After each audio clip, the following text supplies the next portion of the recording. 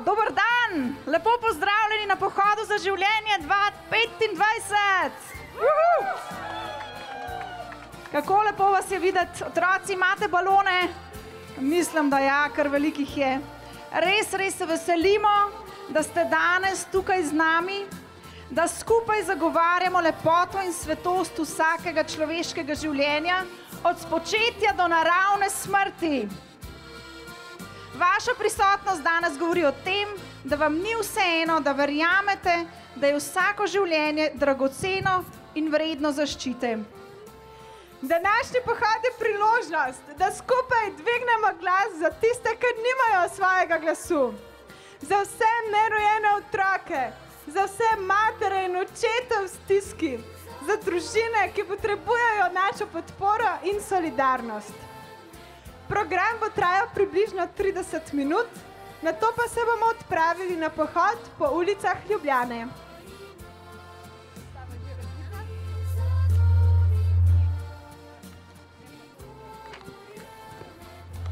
Sedaj pa skupaj s Simono Černetič zapojmo slovensko himno.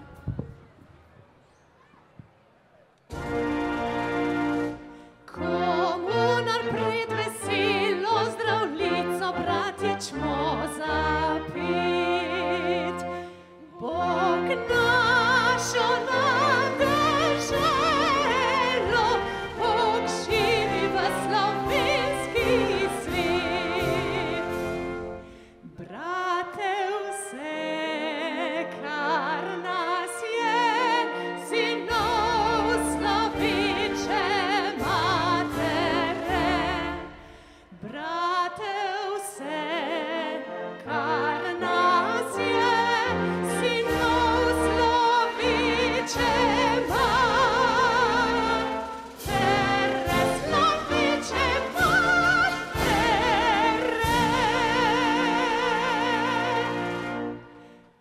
Žive naj vsi narodi, ki hrepeni dočakat dan. Da koder sonce hodi, prepiri sveta bo pregnan.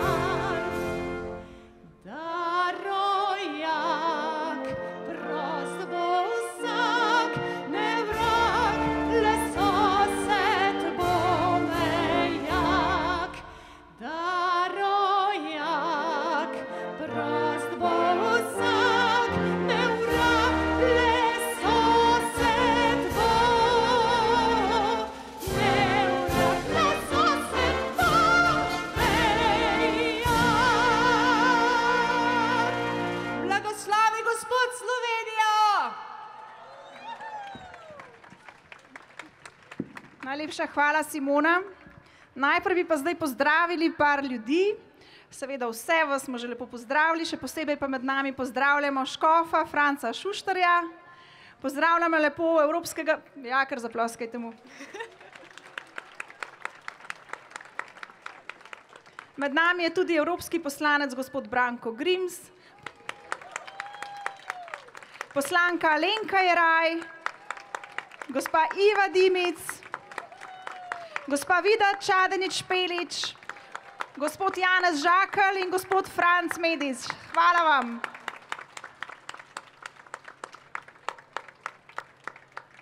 Letošnje geslo vseh treh pohodov za življenje se glasi: človek že od spočetja. Spočetje je tista točka, kjer se vse začne. To je zelo pomembno, da si zapomnimo. Če si danes nič drugega ne zapomnite, si želim, da si zapomnite to. Zato vas prosim, da ponovite za mano: človek je že človek od Spočetja! človek je človek od Spočetja! človek je že človek od Spočetja! Bravo, dobro znate. Tako, evo še eno vprašanje. A ste veseli, da nam je uspelo zbrati podpise za referendum? Evo, res čestitke vsem, ki ste neutrudno delali za to in za to priložnost za celo Slovenijo, da lahko sploh gremo na referendum. Predvsem pa res čestitke Alešu Primcu in njegovi neutrudni ekipi. Aleš, pridite, da vam čestitamo.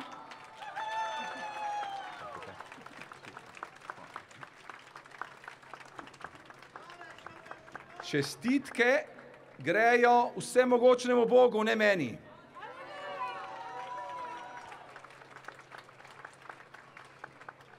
Lepo pozdravljeni otroci, mladinke in mladinci, po letih in po srcu.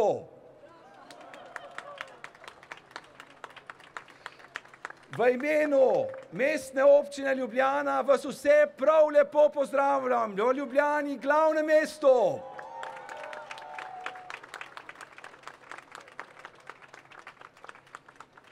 Od srca hvala vsem, ki ste oddali podpis za zaščito bolnikov in proti zastrupitvam in zlorabam bolnikov. A vendar, naš boj se je šele dobro začel. Nadaljevati ga moramo najprej z osveščanjem ljudi o pomenu vsakega življenja, od spočetja do naravne smrti, ki bo trajalo naslednji mesec in pol. Lepo vas prosim, če bo vsak, ki je oddal podpis, pripeljal na referendum še 10 ljudi, smo z veliko večino zmagali. Ampak tudi, če kdo ne bo uspel pripeljati 10 ljudi, ne jih pripelje, kolikor lahko, ostale bomo pa drugi, a je prav?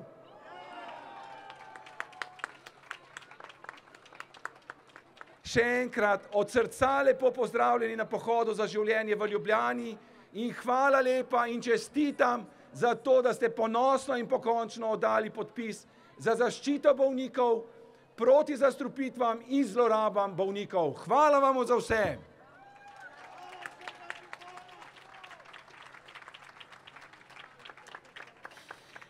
Preden nadaljujemo s programom, vas prosim zdaj za eno konkretno dejanje priprave za referendum. Ker najboljše je začeti tako, se strinjate? Super. In zdaj imamo tukaj, bojo šli med vas prostovoljci, ki bojo nosili QR kode. A so kje prostovoljci, da pomahajo? Da jih vidimo? Če ne jih boste pa spoznali, ker bo imeli QR kodo.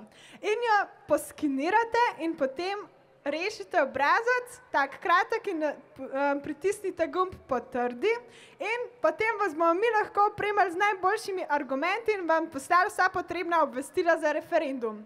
Tako da, ko pride kakšen prostovoljc do vas, potegnite telefon pa poskenirajte. Tamle imate že enega, tamle na sredini. Jaz vidim dva. Visok so dvignili, ja.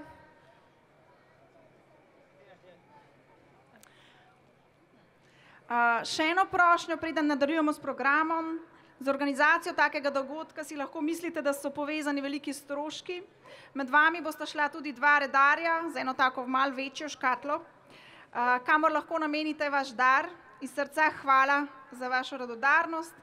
Lahko pa tudi postanete naš boter, donator na redni bazi. Več informacij pa lahko dobite na eni od stojnic, kjer imamo prav o tem boterstvu. Najlepša hvala. Zdaj mi pa dovolite, da predstavim naše dve prvi govornici. Na temo spoštovanja življenja bolnih in ostarelih nam bosta spregovorili velika borka proti temu krivičnemu zakonu, zdravnica Bojanka Štern, ki nam bo z strokovnega vidika spregovorila o nevarnostih evtanazije. Za njo pa nas bo nagovorila sestra Emanuela Žordin, dvakratna sestra, medicinska in redovna, z mnogimi izkušnjami dela z umirajočimi. In vaju vabim k mikrofonu, še prej pa en velik aplavz.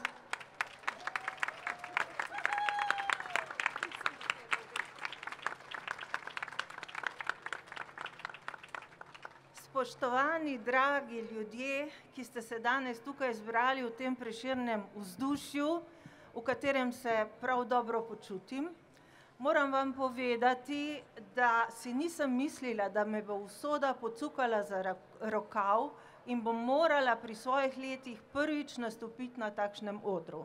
Ampak tako pač je. Za dobro stvar je potrebno stopiti iz cone udobja. Tukaj sem zato, da spregovorim verujočim in neverujočim. Zelo sem bila vesela, ko sem zaznala novico, da so verske skupnosti pozvale vernike k podpisu pobude za referendum, hkrati pa žalostna, ker neverujoči ostajajo zunaj tega okvirja. Povedati moram, da je temeljni postulat humanistične etike nedotakljivost človekovega življenja, tako kot je temeljni postulat religiozne etike svetost življenja. Mi imamo v ustavi zapisano pravico do nedotakljivosti življenja.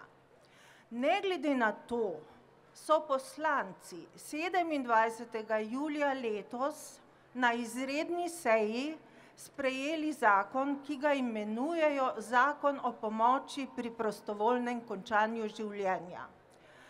To je novorek. Namen novoreka je, da odvrne z besedo debato od bistva. To je zakon o pomoči pri samomoru in to je zakon o dolžnosti zdravnika in zdravstvenih delavcev o pomoči pri samomoru. Če začnem pri prejšnjem referendumu, takrat je bilo na listku splošno vprašanje, ki se je glasilo: ali ste za to, da se sprejme zakon, ki bo urejal pravico do pomoči pri prostovoljnem končanju življenja? Zagovorniki zakona so govorili o neznosnem trpljenju in ponavljali to mantro ob vsaki priložnosti. Človek bi moral biti brez srca in brez pameti, da bi pristal na neznosno trpljenje, če mu je to prisojeno in določeno. Vendar temu ni tako. Mi imamo paliativo, ki lahko pomaga pri lajšanju bolečin, pri lajšanju strahu, pri lajšanju dušenja. To ni več situacija izpred 2500 let, ko je Hipokrat rekel, da ne bo dal strupa nikomur, če tudi bi ga za to prosil. Pripravljalci zakona oziroma zakon sam v 3. členu govori, da je sprejet z namenom največje zdravstvene koristi. Torej smrt, pomoč pri samomoru je za snovalce zakona največja zdravstvena korist za bolnika. Potem govori o načelu spoštovanja človekovega časa. Če berete zakon, vidite, kako so pohitreni vsi ti roki. 3 dni od izjave človeka, da želi biti usmrčen, torej da želi storiti samomor, mora zdravnik to posredovati naprej, potem ga pogleda še en zdravnik in potem ga pogleda psihiater in tudi tam mora v 3 dneh odločiti, ali je ta človek duševni bolnik. Pri čemer vam moram povedati, da je termin duševna bolezen meglen. Po enem, torej splošno veljavnem dojemanju duševne bolezni gre za ljudi, ki so izgubili stik z realnostjo. In duševna bolezen in duševna motnja se tukaj v tem zakonu prekrivata. Duševna motnja je tudi, se dogaja ljudem, ki so povsem pri polni zavesti, zakon pa govori o duševnih bolnikih, pri čemer ne definira, kdo to je. Potem naslednje načelo. Načelo spoštovanja osebnosti in dostojanstva.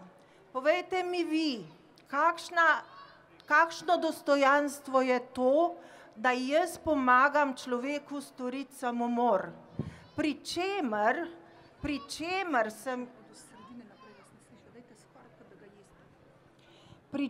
sem izvedela, zdaj te dni se mi dogaja, da so pripravljalci zakona lobirali pri državnih inštitucijah, da bi zdravniku odvzeli pravico do ugovora vesti. Odvzeli pravico. To je spoštovanje, njihovo razumevanje spoštovanja, da bi vzeli zdravniku pravico do profesionalne avtonomije in do zadnjega dostojanstva, ki ga zdravniki v tej družbi še lahko zagovarjamo, ne da bi bili pri tem napadeni, pa tudi pri tem smo napadeni. Naslednje načelo. Načelo jasnosti in transparentnosti. Naj vam povem, da v zakonu piše za 21. člen. Za potrebe zdravniškega potrdila o smrti se pacientova smrt, ki je nastopila kot posledica postopka uveljavljanja pravice do pomoči pri prostovoljnem končanju življenja, ne šteje kot neposredni vzrok smrti. Šteje se huda, neozdravljiva bolezen ali druga trajna okvara zdravja. To pomeni, da ljudje, ki bi bili usmrčeni s pomočjo asistiranega samomora, na njihovem mrliškem listu ne bi pisalo, da se je ta asistirani samomor zgodil. Se pravi, mi ne bi imeli niti enega podatka, kaj se s temi ljudmi dogaja, niti ne bi imeli statistik. Za asistirani samomor po tem zakonu se lahko odloči vsak, ki je star 18 let ali več. Zdaj si pa vi predstavljajte, ta človek si izbere prostor in čas, kjer bi se naj ta samomor s pomočjo zdravnika, diplomirane medicinske sestre ali drugega zdravstvenega osebja zgodil. Če si ta človek izbere vaše stanovanje, kjer je podnajemnik, ali če si izbere nek motel v nekem zakotju, potem bo zdravnik moral priti tja, izvesti samomor in kaj, kdo bo potem, verjetno tega v zakonu ne piše, ampak verjetno bo šla policija na dom povedati staršu ali bratu ali sestri, da so tega človeka našli, in ko bo rekel, kaj se mu je zgodilo, ne bo razlog asistiran samomor, ampak neka izmišljena bolezen. To v tem zakonu piše. Zavarovanje za primer smrti, tudi tam se ne navede asistiran samomor, tudi tam lahko ga sklene človek en dan pred smrtjo, naredi asistiran samomor in tu ne bo nobenega problema. Moram vam tudi povedati, da sem dobila informacijo profesor Slavčeve, mi je poslala predavanje profesor Ponikarjeve, Butorovič Ponikar, ki sodeluje v Evropskem združenju za evtanazijo in me je opozorila na trgovino z organi. Jaz sem do 3 leta nazaj mislila, da se to ne more zgoditi. Sedaj iz prve roke dobivam informacije, da je v Kanadi že 15% vseh transplantiranih organov pridobljenih z evtanazijo in dobivam informacije, da se uveljavlja geslo nobeno truplo naj gre pod zemljo z enim zdravim organom. Torej, moj poziv je, da se udeležimo referenduma, da se zakon odpravi in da nemudoma pristopimo k sprejetju in pripravi zakona o paliativi, ki bo lahko ljudem dal možnost, da jih ne bo bolelo, da jih ne bo strah, da bodo ob umiranju pri njih ljudje, ki jim zaupajo, in to je dostojanstvena smrt. Zdravniku pa ne bo nalagalo, torej moram povedati, da obstaja ugovor vesti, ampak en zdravnik je dovolj, da vse bolnike, ki želijo asistiran samomor v Sloveniji, opravi. V Kanadi sta 2 zdravnika doslej opravila 900 evtanazij. Hvala za pozornost. Hvala, gospa Bojanka Štern, najlepša hvala. Jaz vas vabim, tiste, ki ste v drugi polovici tega našega trga in če kdo ne sliši dobro, da pridete bliže, tukaj v spredju imamo še za 55 ljudi prostora, kar pridite naprej. Evo, jaz vam bom držala prav. Kako lepa je danes Ljubljana. Tukaj vrvi življenje, v očeh otrok in v teh svetlih balonih. Zato sem danes tudi jaz tukaj pred vami, borci za življenje. In sicer v imenu tisti, o katerih nihče ne piše in nihče ne govori. A oni sami ne morejo priti sem, niti oddati svojega glasu za življenje, niti povedati, da bi še radi živeli. Tukaj sem pred vami kot medicinska in redovna sestra, da povem, kaj sem se naučila od umirajočih, mojih najboljših učiteljev. Na teh mojih rokah je umrlo prav gotovo 200 in več ljudi, različnih narodnosti, različnih ver in prepričanj, zato si jaz upam govoriti v njihovem imenu. Ko govorimo o novem zakonu o evtanaziji, tolikokrat slišimo, da tako lajšamo trpljenje bolnikom. Pozabljamo, da je trpljenje del življenja.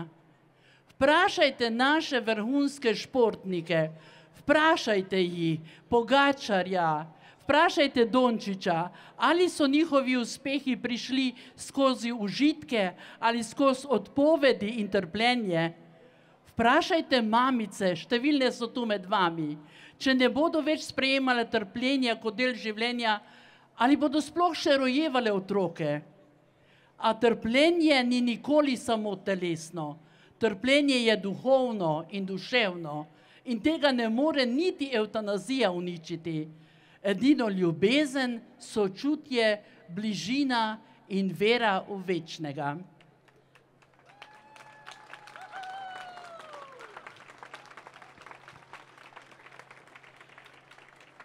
Še nekaj moramo povedati. Večina ljudi vendar umre brez tega strašnega trpljenja, s katerim nas strašijo. In večina ljudi je hvaležna, če še lahko eno jutro doživi in še lahko enkrat pozdravi ljudi na tej naši zemlji. To bo potrdil umirajoči Gospod, ki smo ga z vsemi kandilami in infuzijami peljali na Brezje, da se je zahvalil Mariji, ker je prišel živ iz onkologije. To bo povedala tudi gospa, ki je plačala evtanazijo v Švici, a je bila pri nas v hiši Ljub hospic in ostala pri nas in po smrti rekla, da je bil to najlepši mesec njenega življenja, ko je lahko v polnosti končala in uredila svoje življenje. To bo tudi rekel gospod migrant iz Afrike, ki so mu moje sodelavke plačale, uredile vse, da je šel domov ne zaradi tega, ker je bil zdrav, zaradi tega, ker je hotel umreti doma. In veliko je to stalo, ampak so vse uredile.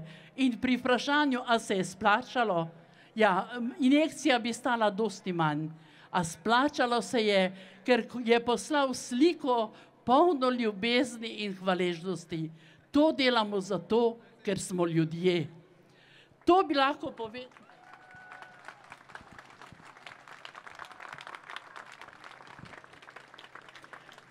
To bi lahko potrdila tudi mlada mamica muslimanka, ki je bilo omogočeno, da je na zadnji dnevi življenja imela svoje otroke ob sebi, ali pa mama, ki je 17 let negovala svojega sina in zadnji dan vprašala, a bo še en dan ostal pri meni. Ko pravim, da delam v hospicu in med umirajočimi, nas ljudje začudeno sprašujejo, pa kako to morete?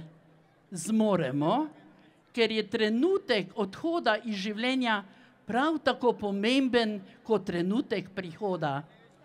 Kot nas ob rojstvu sprejmejo ljubeče roge, tako si ob smrti želimo, da so ob nas naši dragi, ali pa vsaj ljudje, ki nas razumejo in ne zbežijo od nas.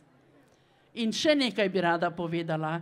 Bili smo na enem mednarodnem srečanju, kjer je bila prisotna tudi glavna sestra klinike iz Nizozemske, kjer delajo evtanazije. In veste, kaj je rekla? Kaj je njihov največji problem? Osebje. Osebje ne zdrži dolgo pri njih. Ne zdravniki, ne medicinsko osebje, ker tam ubijajo ljudi. ne pa tisto, za kar so nas učili, zaradi čegar smo študirali, ker so to ljudje, ker smo ljudje ustvarjeni tako, da delamo za življenje, ne za smrt. In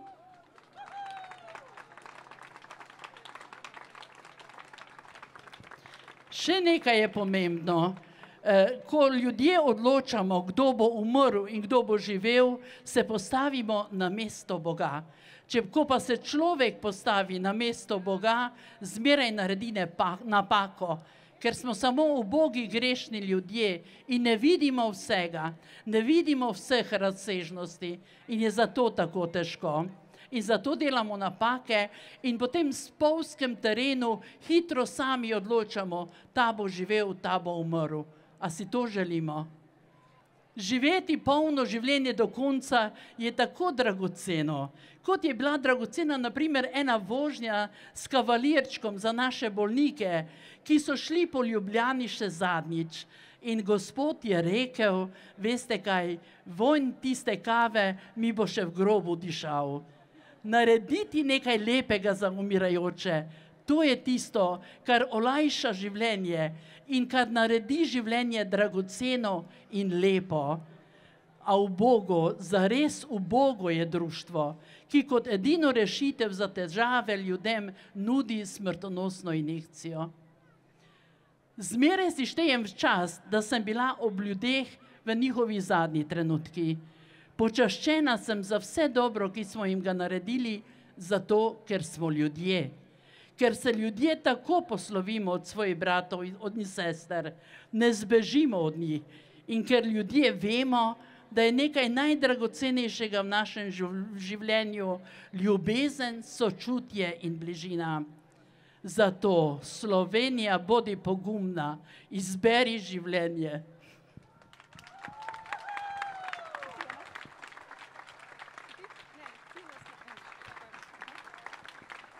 No, zdaj pa ena pauza, ena glasbena pauza in vabim mlade za življenje.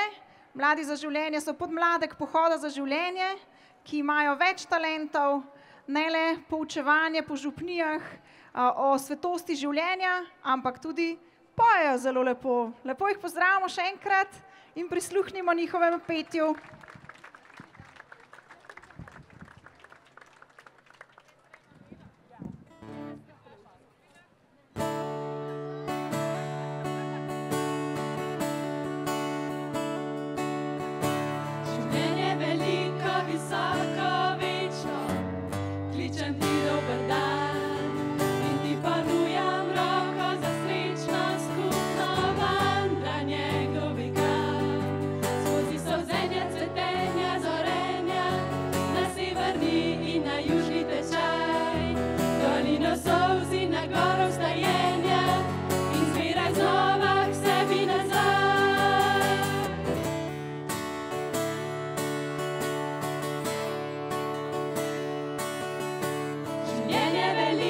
Visoko, večno, kličem ti dober dan in ti ponujam roko za srečno skupno vandranje globikam. Skozi solzenja, cvetenja, zorenja, na severni in na južni tečaj, dolino solz in na goro vstajenja in zmeraj znova k sebi nazaj. Dober dan, tisoč možnosti in dolžnosti, dober dan, posvečena norost. Dober dan, mila ptica, mladost in tvoja pesem, zadnji skrbnost. Dober dan, življenje, silno in milo, in kot na praznik prihajam tvoj dan in ti še petam na uho besedilo zaljubljeni, rada te imam. Dober dan.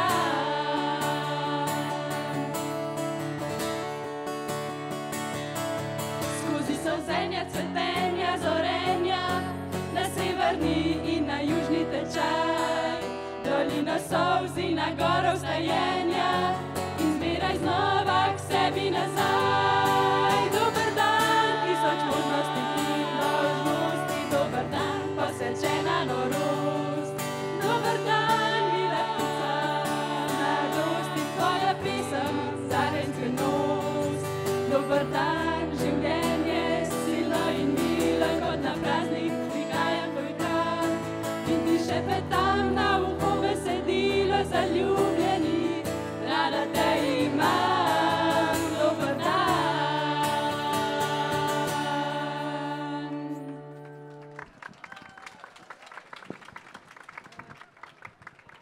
Bravo, mladi, za življenje.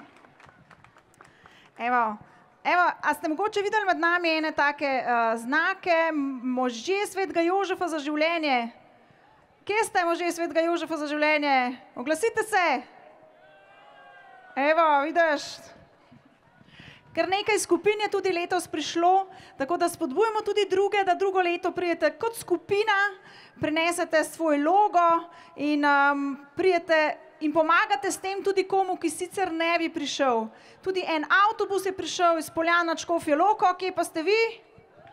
Evo jih. Tako, in lahko gre jih na avtobus tudi kdo, ki bi se sicer ostal doma. Lepo, da smo skupaj. Tako, zdaj pa jaz vabim, da se mi pridružita Mirjam Kastelec in gospod Igor Vojinovič. Tukaj je Mirjam. Sedaj pa bomo poslušali dve lepi pričevanji in sicer na temo nerojenega otroka in njegovih staršev v stiski. Naj nam bosta spodbudo, kako zelo smo dragoceni. Ja, lepo pozdravljeni, sem torej Mirjam, kot je Urša povedala, in imam 3 mlajše brate, Domna, Tadeja in Danila. Domna, Tadeja in Danila, in najmlajši Daniel ima Downov sindrom, pa so me prosili, če vam povem malo o svoji izkušnji odraščanja z njim. Sem se odločila, da bi vam povedala nekako 3 najbolj pozitivne stvari, ki se mi zdi, da mi jih Daniel daje, oziroma neke 3 nauke, ki me jih uči. Mislim, da je res velika škoda, da toliko otrok z Downovim sindromom zaradi splava ne bo nikoli imel možnosti imeti toliko pozitivnega vpliva na svojo okolico, kot ga ima Daniel na našo družino. Tako da ja, se mi zdi res velika škoda in ja, da je naša cela družba na slabšem zaradi tega. Pa da ne bo vse skupaj zvenelo kot neka podcukrana reklama, naj najprej povem, da seveda je težko in Daniel zahteva veliko truda in energije, ampak se mi zdi, da v življenju ni veliko stvari, ki ne zahtevajo truda in energije, pa jih je vredno imeti. Tako da vsekakor potencialni minusi so veliko manjši kot plusi. Evo, prva stvar, ki bi jo rada z vami podelila, je, da zaradi Daniela sem se začela precej manj obremenjevati s tem, kaj si mogoče ljudje mislijo. Verjetno do neke mere delite to izkušnjo vsi starši mlajših otrok, ampak ja, zaradi Daniela se manj sprašujem, kaj si bojo pa ljudje mislili in tako, ker se to ne sprašuje niti on in pač je pristan in avtentičen tak, kot je. Druga, dosti dragocena stvar je, se mi zdi, da me Daniel rešuje nekako iz zagledanosti vase. Recimo, ko sem čez teden na faksu, se večinoma vse vrti okrog mene in mojih treningov, mojega študija in tako dalje. Ko pa pridem zvečer domov, pa hočem začeti jesti večerjo in pride Daniel in mi pod nos pomali kitaro in zahteva, da mu igram, se spomnim, da nisem edini človek na svetu in da so tukaj tudi drugi ljudje s svojimi potrebami. In me tako nekako rešuje mojega egoizma in ja, neke zaciklenosti vase. Zadnja in se mi zdi tudi najpomembnejša stvar je pa Danielov vpliv na naše družinske odnose. Se mi zdi, da je res kot neka središčna točka, okrog katere se vsi zbiramo. V bistvu ta skrb, ki od nas zahteva, nas nekako vse skupaj združuje in preprečuje, da bi živeli tako neka vzporedna življenja vsak v svoji sobi, ker pač moramo pri skrbi zanj sodelovati vsi. Tako da sem res Bogu hvaležna za Daniela, za njegovo življenje. Se mi zdi, da je res velik božji dar. In hvala tudi vsem vam, da ste danes prišli in ste pokazali, da ste za življenje, za vse oblike življenja, tudi mogoče z malo drugačnim številom kromosomov, tako da hvala. Hvala, Mirjam. Zaploskajmo Mirjam, slovenski nogometašici, slovenske ženske reprezentance.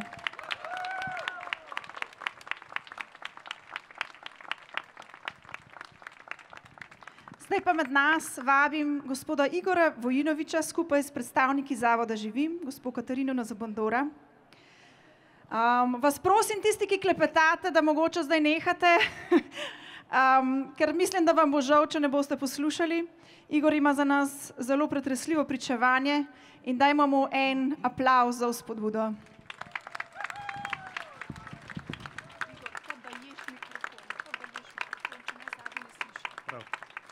Pozdravljeni, sem Igor, poročen, oče 2 otrok,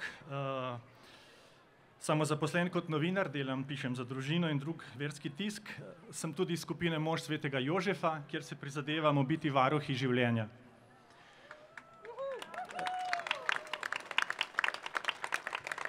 Povedal bom stvari, o katerih ni lahko govoriti.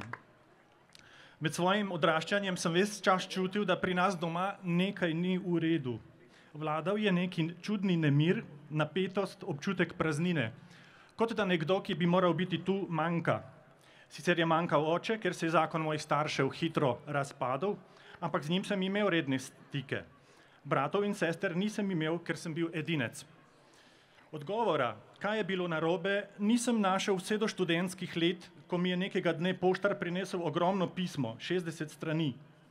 V njem je bila mamina pretresljiva življenjska izpoved z naslovom Moja bolečina, za katero sem ji zelo hvaležen. Po ločitvi od očeta je iskala srečo, želela si je najti moža in meni krušnega očeta. 3-krat je poskušala z novo zvezo, toda vsakič je tudi zanosila. In ko je bilo treba prevzeti odgovornost, so tisti moški njeni snubci mamo pustili na cedilu in odšli. Na koncu je ostala sama s 3 splavi in globokimi ranami. Tako sem izvedel, da nisem bil edinec. Mamina postabortivna travma je bila strašna. Njeno zdravje se je pred mojimi očmi iz dneva v dan slabšalo. V vodovodnih jaških je slišala glasove duš. Po noči so jo prebujali kriki splavljenih otrok. Včasih je o tem pisala po knjigah, po pohištvu, po zidovih. Malo je manjkalo, da bi storila samomor. Zakaj me nihče ni opozoril? Niti starši, niti šola, niti cerkev, se je jokala. Leta 1983 je neki zeliščar iz Sarajeva mami povedal, da se tam dol v Medžugorju dogajajo ozdravitve in je takoj šla. Tam je doživela dotik gospodovega usmiljenja in pravi preporod. Opravila je življenjsko spoved, spoznala težo storjenih splavov, jih grenko obžalovala. Ne grešite ljudje, kot sem jaz grešila, je ponavljala. Nekega dne, ko je v kapelici župnijske cerkve pred kipom Lurške Matere Božje molila rožni venec, se ji je zazdelo, kot da si je Marija približala in s seboj pripeljala 3 lepe deklice, rjavolasko, blondinko in črnolasko, in jih predstavila. Poglej, Melanija, to je njeno ime, to so tvoje 3 hčerkice, bodi v miru, oproščeno ti je. Po tem milostnem dogodku se je mati umirila. V Marijinem svetišču je zanje darovala mašo in jih krstila. Rjavolasko Kristino, svetlolasko Bodimirko in črno Ana Marijo. Pozneje so ji diagnosticirali paranoidno shizofrenijo. Morala je najprej na psihiatrijo, sem jo moral peljati, potem v zavod, kjer je oskrbovana in tam je že 26 let. Kljub vsemu je pomirjena z usodo. Hvaležna sva, da sem vsaj jaz živ, da zanjo skrbim in da se lahko veseli vnukov.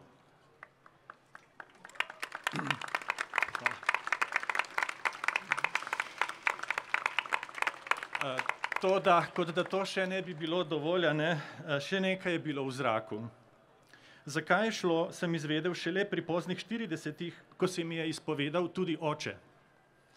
Tudi njemu sem za ta pogum hvaležen. Mislim, da je dobro, da se otrokom, ko dozorijo, pove resnica o teh stvareh, če je kaj v družini. Tokrat pa je res bolelo, kajti, kot sem od njega izvedel, niti jaz nisem bil namenjen preživetju, niti načrtovan, niti zaželen.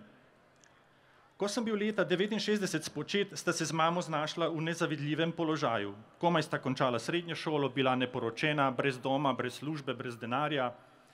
Pri maminih domačih pa oče ni bil sprejet, ker je bil tujega rodu, pa še povrh reven umetnik, poet. Zato nista bila pripravljena na moje rojstvo in kmalu se je pritihotapila tista misel, a ne, da je najboljša rešitev, da me splavita. Kot vemo, v tistih letih je bil splav vedno bolj pogosta praksa. Mimogrede, ravno tistega leta je Jugoslavija sprejela tisto sramotno resolucijo o načrtovanju družine, kljub nasprotovanju združenj ginekologov in porodnišničarjev, kar je pol tlakovalo pot, da je leta 1974 bila sprejeta ustava. Torej, Jugoslavija je prva na svetu sprejela ustavo, kjer je splav postal ustavna pravica. Jaz pravim, ni čudno, da je ta država tako krvavo propadla. Kdor se z vragom igra, ga vrag pokonča. Ko sta se starša že pripravljala za moj splav, je za njuno namero izvedla moja babi Cvetka, očetova mama. Kaj bosta storila? A sta znorela? Odločno je dvignila svoj glas in ju začela rotiti, naj za božjo voljo kaj takega niti ne pomislita. Sprva je bilo zaman, ampak babica ni popuščala. Ko je videla, da nič ne pomaga, je očetu zagrozila, da se mu bo uradno odpovedala, če dovoli moj splav. To je očeta malce ustavilo in medtem, ko sta se prerekali z babico in obotavljali in kregali, je čas mineval, jaz sem pod materinim srcem dosegel starost, ko je bilo za prekinitev nosečnosti prepozno. Tako sem preživel splav. Življenje je zmagalo.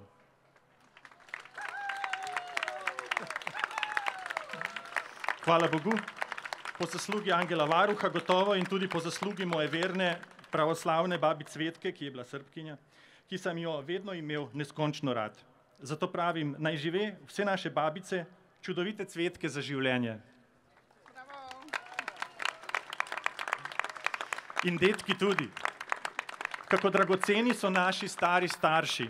Nikoli si ne bomo nehali prizadevati proti zakonodaji, ki jim ponuja tako nedostojno smrt z evtanazijo.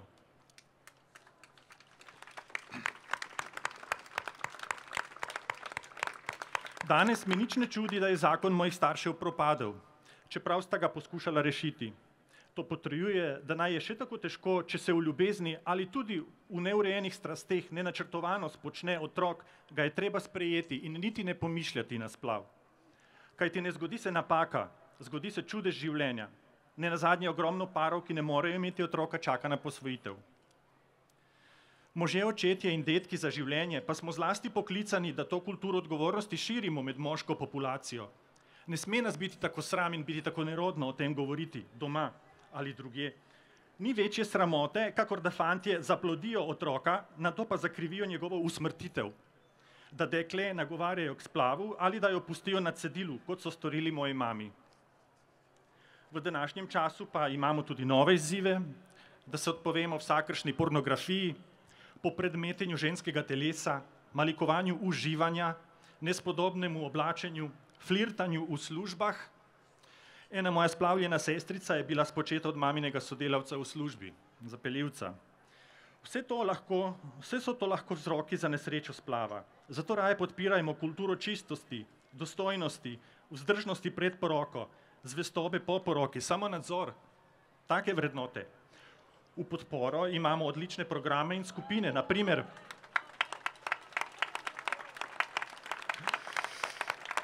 Inštitut Integrum dela odlično, Exodus 90, Možje svetega Jožefa, tečaj Up to Me za najstnike in še drugi.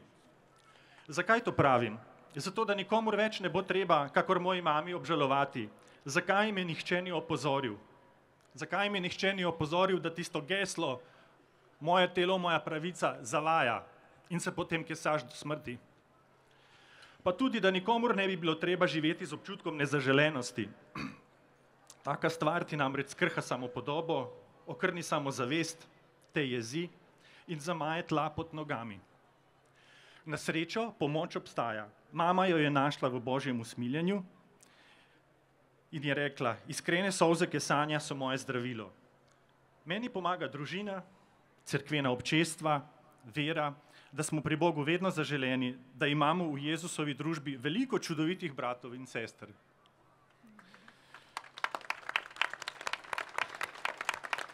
Za konec naj še povem, da je vrhunska, odlična pomoč duhovne vaje Rahel in Vinograd, ki ga izvaja Zavod Živim in je primeren tudi za svojce oseb z izkušnjo splava in preživele. Meni je pomagal, da to družinsko tragedijo predelam, ozavestim, predelam, da se na neki način povežem s plavljenimi sestricami v nebesih in kar je najbolj pomembno, da svojim staršem vse odpustim. Hvala.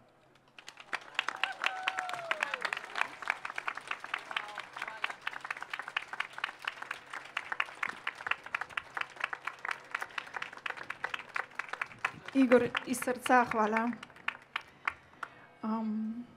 Zaploskajmo še enkrat za vse bake in babice in vse tiste, ki so svojo odločnostjo rešile življenja.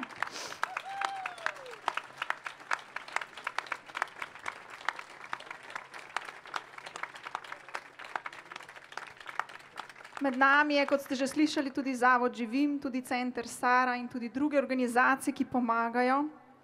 In zdaj besedo predajam gospe Katarini Nazobandora, ki je tudi svojo ekipo imela pomembno vlogo pri Igorjevi poti duhovnega ozdravljenja po tem težkem spoznanju v njegovem življenju.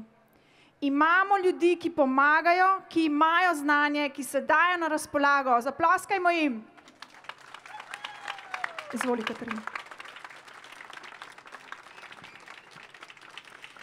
En lep pozdrav iz Zavoda Živim.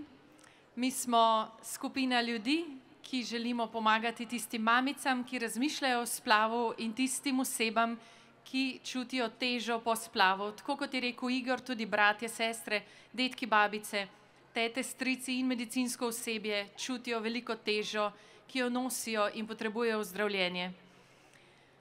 Ta zgodba, ki jo je Igor podelil, moram reči, kolikokrat me mamice pokličejo, stotine zgodb v teh 14 letih, in rečejo, prosim, vsem povejte mojo zgodbo, povejte jim, kako hudo je. Jokajo ure in ure in potrebujejo ozdravljenje, potrebujejo sočutno podporo. Zato smo se tukaj v Zavodu Živim zbrali in vabimo vse tiste, ki morda trpite zaradi izkušnje splava ali morda v svojem življenju poznate osebe, ki razmišljajo o splavu ali ki že trpijo po splavu. Bodite jim v oporo, vsak od nas lahko pomaga, najprej s sočutnim poslušanjem, sočutno bližino, potem pa jih tudi usmerite naprej, da bodo dobili pomoč, da ne bodo sami, da bodo lahko to bolečino predali naprej in svoje življenje zaživeli polno. Hvala. Preden zaključim, bi vas samo povabila na našo stojnico, tam lahko prevzamete paket, že pripravljen za svojo župnijo, da bomo skupaj razširili glas o pomoči vsem osebam, ki trpijo zaradi splava ali ki razmišljajo o splavu, da lahko dobijo pomoč, konkretno pomoč. Hkrati vas pa tudi vabim tiste, ki se čutite nagovorjene, da se pridružite med naše prostovoljce. Hvala Urši in vsem, ki organizirate pohod za življenje. Hvala, Katarina. Evo, torej, zdaj smo pa tik pred koncem, dragi pohodniki za življenje, ste pripravljeni na pohod? Ja, super ste. Še nekaj mi povejte.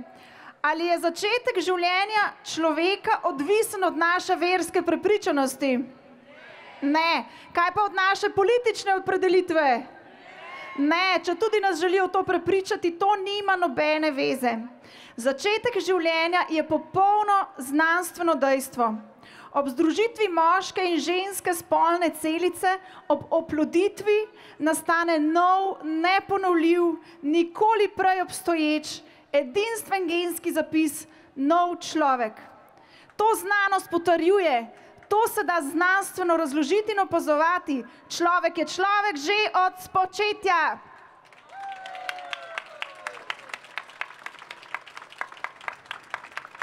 In čeprav smo v Sloveniji tekom let, odkar imamo legaliziran splav, izgubili že na tisoče in tisoče ljudi, človeških življenj, ki jih ni več med nami, čeprav je že toliko mater in očetov dvignilo svoj glas in javno povedalo, kako zelo veliko trpljenja jim splav povzroča, čeprav vemo, koliko težko prisluženega, tudi našega, davkoplačevalskega denarja smo zapravili za smrti teh nemočnih ljudi, čeprav tudi tisti, ki smo verni z duhovnega vidika, vemo, koliko težkih posledic pušča to na svetosti ljudi, pa vse eno. To za nas tukaj zbrane, to za nas kristjane, to ni razlog, da bi obupovali. Se strinjate, ravno nasprotno, vse to je razlog, da hodimo, da se skupaj zberemo in hodimo na pohodu, da hodimo za vse te otroke. Ti otroci ne bodo nikoli pozabljeni in nikoli ne bomo dovolili, da bi ti ranjeni starši morali žalovati v osamljenosti.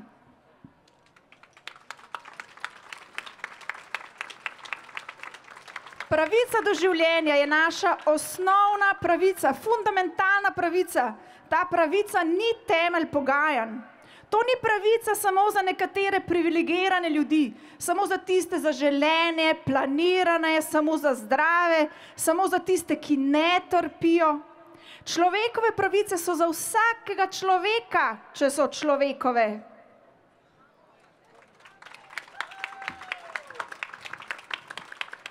Zato mi hodimo od Kopra do Maribora, hodimo po celi Sloveniji, hodimo za nerojene, hodimo za mamice v stiski, hodimo za ustrahovane očete, hodimo za utopele zdravstvene delavce, za žalujoče sorodnike, hodimo za zavedene mlade. Hodimo za življenje, za družino, za prihodnost. Mi smo generacija za življenje.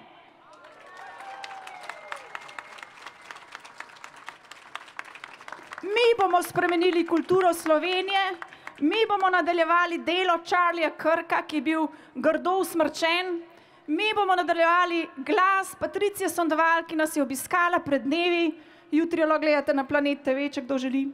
Mi bomo ustavili namene poniževanja ostarelih in bolnih s tem nagnusnim zakonom. Mi bomo zmagali na referendumu, ker smo varuhi resnice, ker imamo moč Svetega Duha, ker smo sinovi in hčere očeta in on računa na nas.